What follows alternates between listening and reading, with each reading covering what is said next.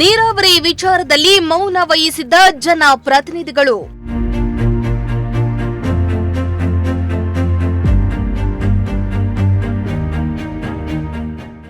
ಎಚ್ಎನ್ಕೆಸಿ valley 3ನೇ ಹಂತದ ಶುದ್ಧೀಕರಣಕ್ಕೆ ಒತ್ತಾಯ.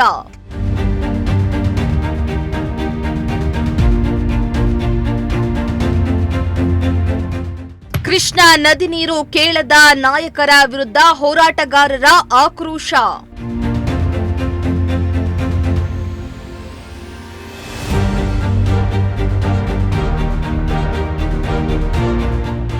ಅವಿಭಾಜಿತ ಜಿಲ್ಲೆಗಳಾದ ಚಿಕ್ಕಬಳ್ಳಾಪುರ, ಕೋಲಾರ ಜಿಲ್ಲೆಗಳು ನೀರಾವರಿ ವಿಚಾರದಲ್ಲಿ ಶಾಪಗ್ರಸ್ತ ಪ್ರದೇಶಗಳಾಗಿವೆ. ಸರ್ಕಾರ ಪದೇ ಪದೇ ಎತ್ತಿನಹೊಳೆ ವಿಚಾರದಲ್ಲಿ ಈ ಎರಡು ಜಿಲ್ಲೆಗಳಿಗೆ ಮಂಕುಬೂದಿಯನ್ನ ಎರಚುತ್ತಲೇ ಚುನಾವಣೆ ಗೆಲ್ಲೋದನ್ನ ರೂಢಿಸಿಕೊಂಡಿದ್ದಾರೆ. ಬೆಳಗಾವಿ ಅಧಿವೇಶನದಲ್ಲಿಯೂ ಸಹ ಈ ಭಾಗದ ಜನಪ್ರತಿನಿಧಿಗಳು ನೀರಾವರಿ ವಿಚಾರದಲ್ಲಿ ಮೌನ ವಹಿಸಿರುವುದಕ್ಕೆ ನೀರಾವರಿ ಹೋರಾಟಗಾರರು ತೀವ್ರ ಆಕ್ರೋಶವನ್ನ ವ್ಯಕ್ತಪಡಿಸಿದ್ರು.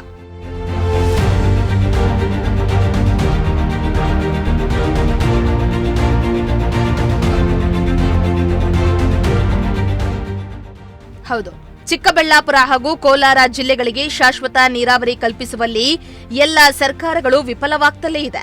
ತಾತ್ಕಾಲಿಕ ಪರಿಹಾರವೆಂದು ಜಾರಿಗೆ ತಂದಿರುವ ಎಚ್ಎನ್ ವ್ಯಾಲಿ ಮತ್ತು ಕೆಸಿ ವ್ಯಾಲಿ ಯೋಜನೆಯ ಸಂಸ್ಕರಿಸಿದ ತ್ಯಾಜ್ಯ ನೀರು ಆರೋಗ್ಯಕ್ಕೆ ಅಪಾಯಕಾರಿ ಎಂದು ತಜ್ಞರು ಎಚ್ಚರಿಸ್ತಾ ಇದ್ರೂ 3ನೇ ಹಂತದ ಶುದ್ಧೀಕರಣ ನಡೆಸಲು ರಾಜ್ಯ ಸರ್ಕಾರ ಮುಂದಾಗ್ತಾ ಇಲ್ಲ. ಅಲ್ಲದೆ ಸಾಮಾನ್ಯ ವ್ಯಕ್ತಿಯಾಗಿದ್ದಾಗ ಎಚ್ಎನ್ ವ್ಯಾಲಿ ವಿರುದ್ಧ ಉದ್ದುದ್ದ ಭಾಷಣ ಬೀಗ್ತಾ ಇದ್ದ ಶಾಸಕ ಪ್ರದೀಪ್ ಈಶ್ವರ್ ಅವರು ಈ ವಿಚಾರದಲ್ಲಿ ಮೌನ ವಹಿಸಿದ್ದಾರೆ ಎಂದು ನೀರಾವರಿ ಹೋರಾಟಗಾರ ಆಂಜನೇಯ ರೆಡ್ಡಿ ಆತಂಕವನ್ನ ವ್ಯಕ್ತಪಡಿಸಿದ್ರು. ನೋಡಿ, ಇದರಲ್ಲಿ ಪೈಪ್ಲೈನ್ ಲಾಬಿ ಇದೆ. ಇವರಿಗೆಲ್ಲ ಪೈಪ್ಲೈನ್ ಹಾಕಿ ಅದರಲ್ಲಿ ನೂರಾರು ಕೋಟಿ ರೂಪಾಯಿಗಳ ಏನು ಗುತ್ತಿಗೆ ಇದೆ, ಆ ಗುತ್ತಿಗೆ ಮೇಲೆ ಇವರ ಕಣ್ಣು ಹೊರತು ನೀರು ಎಲ್ಲಿಂದ ಬರ್ತದೆ, ಎಷ್ಟು ಬರ್ತದೆ, ಅದ್ರ ಗುಣಮಟ್ಟ ಏನು, ಅದರಿಂದ ಮುಂದೆ ಆಗುವಂತ ಸಾಮಾಜಿಕ ಪರಿಣಾಮಗಳೇನಾಗ್ತವೆ, ನಮ್ಮ ಆರೋಗ್ಯದ ಮೇಲೆ ಏನು ದುಷ್ಪರಿಣಾಮಗಳಾಗ್ತವೆ, ಮತ್ತು ಕೆರೆಗಳ ಸುತ್ತಮುತ್ತ ಜೀವ ವೈವಿಧ್ಯದ ಮೇಲೆ, ಪರಿಸರದ ಮೇಲೆ ಏನು ಪರಿಣಾಮ ಆಗ್ತದೆ, ಮತ್ತು ಅದು ಅಂತರ್ಜಲಕ್ಕೆ ಅದರಿಂದ ನಮ್ಮ ಕುಡಿಯೋ ನೀರಿನ ಗುಣಮಟ್ಟ ಏನಾಗ್ತದೆ, ಅದರಿಂದನೇ ಅದರ ಸುತ್ತಮುತ್ತ ಏನು ಕೃಷಿ ಮಾಡ್ತಾರೆ, ಇವತ್ತು ಸೊಪ್ಪು ಹಣ್ಣು ತರಕಾರಿ ಎಲ್ಲ ಬೆಳಿತಾರಲ್ಲ, ಅದ್ರ ಗುಣಮಟ್ಟ ಏನಾಗ್ತದೆ, ಇದ್ರ ಬಗ್ಗೆ ಮುಂದಿನ ದೂರಾಲೋಚನೆನೇ ಇಲ್ಲದೆ ಇರತಕ್ಕಂತ ಇವತ್ತು ಜನಪ್ರತಿನಿಧಿಗಳು ನಮ್ಮ ಕೋಲಾರ ಮತ್ತು ಚಿಕ್ಕಬಳ್ಳಾಪುರದಲ್ಲಿ ಇದ್ದಾರೆ. ಇವರ ದೂರದೃಷ್ಟಿಯ ಕೊರತೆಯಿಂದ ಇವತ್ತು ನಮ್ಮ ಜೀವ ಸಂಕುಲ ಮತ್ತು ಮುಂದಿನ ನಮ್ಮ ಪೀಳಿಗೆಗಳು ಅಪಾಯಕ್ಕೆ ಬಿದ್ದಿದ್ದಾವೆ. ಇವತ್ತು ಪ್ರದೀಪ್ ಈಶ್ವರ್ ಅವರು ಚಿಕ್ಕಬಳ್ಳಾಪುರದ ಶಾಸಕರು, ಅತ್ಯಂತ ಇಡೀ ದೇಶದ ಬಗ್ಗೆ ಎಲ್ಲ ಗಮನ ಕೊಡುವಂತವ್ರು.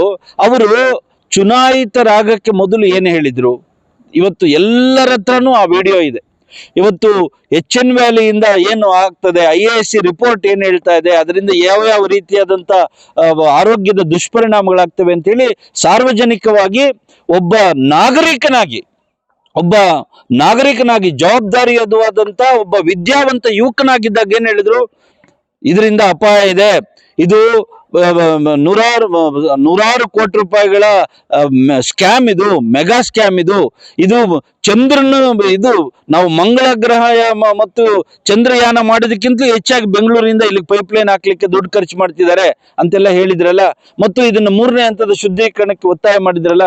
ಇವತ್ತು 2.5 ವರ್ಷ ಆಯ್ತಲ್ಲ ಬ್ರದರ್, ತಾವು ಚುನಾಯಿತರಾಗಿ ನಾವೆಲ್ಲ ವಿನಂತಿ ಮಾಡಿದೀವಲ್ಲ ನಿಮ್ಮನ್ನ, ಇವತ್ತು ಅಧಿವೇಶನದಲ್ಲಿ ತಾವು ಮಾತಾಡ್ಬೇಕಲ್ಲ, ಮಾತಾಡಿ ಯೋಜನೆಗೆ ವಿರೋಧ ಮಾಡಬೇಡಿ ನೀವು, ಆದರೆ ಯೋಜನೆಯ ಏನು ಇಂಪ್ಲಿಮೆಂಟ್ ಮಾಡಿರತಕ್ಕಂಥ ವಿಧಾನ ಇದೆ, ಇವತ್ತು ಟರ್ಷರಿ ಟ್ರೀಟ್ಮೆಂಟ್ ಮಾಡಿ ನಮ್ಮ ಕೆರೆಗಳಿಗೆ ಹರಿಸಬೇಕು ಅಂತ ಕಾನೂನು ಹೇಳ್ತಾ ಇದ್ರು, ಅದನ್ನ ಯಾಕೆ ವೈಲೇಟ್ ಮಾಡ್ತೀರಿ ಅಂತ ಕೇಳಬೇಕಲ್ಲ. ಮುಂದಿನ ಪೀಳಿಗೆಗಳನ್ನ ರಕ್ಷಣೆ ಮಾಡ್ಲಿಕ್ಕೆ ತಾನೇ ತಮಗೆಲ್ಲ ಜನ ಮತ ಕೊಟ್ಟಿರೋದು, ಇದ್ರ ಕಡೆಗೆ ಗಮನ ಕೊಡ್ಬೇಕು. ಇನ್ನು ಕಳೆದ 15 ವರ್ಷಗಳಿಂದ ಎತ್ತಿನಹೊಳೆ ಯೋಜನೆಯ ಹೆಸರಲ್ಲಿ ಜನತೆಗೆ ಭರವಸೆ ಮಾತ್ರ ನೀಡ್ತಿದ್ದಾರೆ. 2 ವರ್ಷದಲ್ಲಿ ನೀರು ಕೊಡ್ತೇವೆ ಎಂದು ಜನರನ್ನ ಮರುಳು ಮಾಡ್ತಿದ್ದಾರೆ. ಬೆಳಗಾವಿ ಅಧಿವೇಶನದಲ್ಲಿ ನೆಲಮಂಗಲ ಶಾಸಕ ಶ್ರೀನಿವಾಸ್ ಹಾಗೂ ದೊಡ್ಡಬಳ್ಳಾಪುರ ಶಾಸಕ ಧೀರಜ್ ಮುನಿರಾಜು ಮಾತ್ರ 2 ಹಂತದ ಶುದ್ಧೀಕರಿಸಿದ ತ್ಯಾಜ್ಯ ನೀರನ್ನ ತಮ್ಮ ಕ್ಷೇತ್ರಕ್ಕೆ ಬೇಡವೆಂದು ಸೆಡ್ಡು ಹೊಡೆದಿದ್ದಾರೆ. ಆದರೆ ಉಳಿದ ನಾಯಕರು 3ನೇ ಹಂತದ ಶುದ್ಧೀಕರಣಕ್ಕೆ ಒತ್ತಾಯಿಸದೆ ಮೋಸ ಮಾಡ್ತಿದ್ದಾರೆ. ಇವಾಗ ಎತ್ತಿನಹೊಳೆಯನ್ನ 15 ವರ್ಷದಿಂದ ಅದರ ಹಿಂದೆ ಬಿದ್ದು ಅದಕ್ಕೆ ಸಾವಿರಾರು ಕೋಟಿ ಅಂದ್ರೆ ಎಷ್ಟು ಅಂದ್ರೆ 8,000 ಕೋಟಿಗೆ ಆರಂಭ ಆದಂತ ಯೋಜನೆಗೆ 24,000 ಕೋಟಿಯನ್ನ ಖರ್ಚು ಮಾಡಿದ್ರು. ಆದರೆ ಯಾವ ನಾಗರಿಕನಿಗೂ ಪರಿಶುದ್ಧವಾದಂಥ ಸುರಕ್ಷಿತವಾದಂಥ ಕುಡಿಯುವ ನೀರನ್ನು ಕೊಡ್ಲಿಕ್ಕಾಗ್ಲಿಲ್ಲ. ಅದರಲ್ಲಿ ಹೇಳಿದ್ದೇನೆ, ಪರಮಶಿವನವರ ವರದಿಯನ್ನು ತಂದು ಕೃಷಿ ಮಾಡಿಸ್ಲಿಕ್ಕೆ ನಿಮಗೆ ನೀರಾವರಿ ಕೊಡ್ತೀವಿ, ಈ ಎತ್ತಿನ ಹೊಳೆಯಿಂದ ಕೇವಲ ಕುಡಿಯೋ ನೀರು, ಯಾಕೆಂದ್ರೆ ನೀವು ಫ್ಲೋರೈಡ್ ಮತ್ತು ನೈಟ್ರೇಟ್ ಕುಡಿತಾ ಇದ್ದೀರಿ, ಅದರಿಂದ ಅನೇಕ ರೀತಿಯಾದಂಥ ಕಾಯಿಲೆಗಳು ಬರ್ತವೆ ಅಂತ ಹೇಳಿ ಕುಡಿಯುವ ನೀರು ಕೊಡ್ತೀವಿ, ಇದನ್ನು ತಕ್ಷಣ 2 ವರ್ಷದಲ್ಲಿ ಅಂತ ಹೇಳಿದಂಥ ಯೋಜನೆ ಇವತ್ತು 15 ವರ್ಷಕ್ಕೆ ಬಂತು. 25,000 ಕೋಟಿಗಳು ಖರ್ಚಾಗಿ ಇನ್ನೂ 35,000ಕ್ಕೆ ಹೋಗ್ತಾ ಇದೆ. ಅದು ಯಾರಿಗೂ ಕುಡಿಯೋ ನೀರು ಮಾತ್ರ ಬರಲಿಲ್ಲ. ನೋಡಿ, ಇವತ್ತು ಇಂಥ ಬೆಳವಣಿಗೆಗಳ ಮಧ್ಯನೂ ಇವತ್ತು ದೊಡ್ಡಬಳ್ಳಾಪುರದ ಶಾಸಕ ಧೀರಜ್ ಮುನ್ರಾಜು ತನ್ನ ಕ್ಷೇತ್ರದ ಉದ್ದಕ್ಕೂ ಜನರುಗಳಿಗೆ ಎಚ್ಚರಿಕೆ ಕೊಟ್ಟು ಅನೇಕ ಗ್ರಾಮ ಪಂಚಾಯತಿಗಳಿಂದ ರೆಸಲ್ಯೂಷನ್ ಮಾಡಿಸಿ ಸರ್ಕಾರ ಕೊಟ್ಟು ಕಳೆದ ಅಧಿವೇಶನದಲ್ಲಿ ನನ್ನ ಮತಕ್ಷೇತ್ರಕ್ಕೆ 2 ಹಂತದ ಶುದ್ಧೀಕರಣದ ನೀರು ಬೇಡ, ನನಗೆ ಮಾಡಿದ್ರೆ 3ನೇ ಹಂತದ ಶುದ್ಧೀಕರಣ ಮಾಡಿ ನೀರು ಕೊಡಿ ಅನ್ನುವಂಥ ಮಾತನ್ನು ಹೇಳಿ ಕ್ಯಾಬಿನೆಟ್ ಅಲ್ಲಿ ಡಿಸಿಷನ್ ಮಾಡಿಸ್ಕೊಂಡ್ರು. ಅದಲ್ವೇ ಒಬ್ಬ ಜನಪ್ರತಿನಿಧಿ ಮಾಡಬೇಕಾಗಿರೋ ಕೆಲಸ? ನೋಡಿ, ಇತ್ತೀಚೆಗೆ ಜಲಾಗ್ರಹ ಸಮಾವೇಶ ಆದ್ಮೇಲೆ ಯಾವ ನೆಲಮಂಗಲದ ಕಾಂಗ್ರೆಸ್ ಶಾಸಕ ಯುವಕ ಶ್ರೀನಿವಾಸಯ್ಯ ಅಂತ ಏನಿದ್ರು, ಅವರು ಇಲ್ಲಿಯವರೆಗೆ ನಾನೇ ಅಪಾರ್ಥ ಮಾಡ್ಕೊಂಡಿದ್ದೆ ಈ ಹೋರಾಟವನ್ನ, ಇದು ರಾಜಕೀಯಕ್ಕೋಸ್ಕರ ಮಾಡ್ತಿದ್ದಾರೇನೋ ಅಂದ್ಕೊಂಡೆ. ಆದ್ರೆ ವಿಜ್ಞಾನಿಗಳು, ನಿವೃತ್ತ ನ್ಯಾಯಾಧೀಶರು, ಡಾಕ್ಟರ್ಗಳು ಎಲ್ಲ ಬಂದು ನೋಡಿದ್ಮೇಲೆ ನನಗೂ ಅನ್ನಿಸ್ತಾ ಇದೆ, ನನ್ನ ಕ್ಷೇತ್ರಕ್ಕೆ 2ನೇ ಹಂತದ ಶುದ್ಧೀಕರಣದ ನೀರು ಖಂಡಿತವಾಗಿ ಬೇಡ, ನೀವು 3ನೇ ಹಂತದ ಶುದ್ಧೀಕರಣ ಮಾಡಿ ಮಾತ್ರ ನನಗೆ ಕೊಡಬೇಕು, ಇಲ್ಲ ಅಂದ್ರೆ ಆ ಯೋಜನೆ ನನ್ನ ಮತಕ್ಷೇತ್ರಕ್ಕೆ ಬೇಡ ಅಂತೇಳಿ ಅಧಿವೇಶನದಲ್ಲಿ ವೀರಾವೇಶದಲ್ಲಿ ಹೇಳಿದ್ರು. ಇದಲ್ವೇ ಜನಪ್ರತಿನಿಧಿ ಮಾಡಬೇಕಾದ ಕೆಲಸ? ಇನ್ನು ಕೃಷ್ಣಾ ಮೇಲ್ದಂಡೆ ಯೋಜನೆಯಲ್ಲಿ ನಮ್ಮ ಪಾಲಿನ ನೀರು ಕೇಳಲು ಸಹ ಈ ಭಾಗದ ಜನ ಪ್ರತಿನಿಧಿಗಳು ಮುಂದಾಗಲಿಲ್ಲ.